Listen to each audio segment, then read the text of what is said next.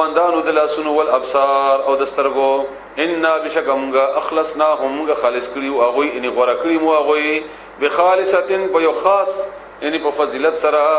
ذکر نصیحت چې یاد هغه ادار ورستنه ده چې دغه یاد اخرت وانهم وبشکا غوی عندنا موږ سره لمن المصطفین بشکا زمغنا غورشی خلقنا برگزیده بندگان نو الاخيار او خستخلقو ورکړی شی وو واذكروا یاد کا اسماعیل علیہ السلام واليسع او يسع علیہ السلام وذلکفل علیہ السلام وكلنا ذا طول من الاخيار دخو خلقنا هذا دا ذکر نصیحت و انه بشکل المتقین نکانو خلق د پارا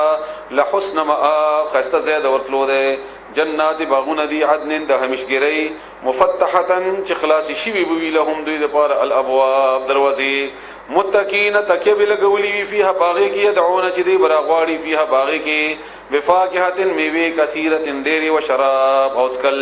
وعندهم دوی سره بقاصرات الطرف خکته ساتون کې د نظر وی اطراف او همزولی بوی دیو بل سره تربون جمع ده او دا حسن لا زوال ته ویل کیږي هر قسم حسن نډکه هاذا دا ما هغه توعدون چې تاسو سره وعده کولې شي لیوم الحساب د ورځې د حساب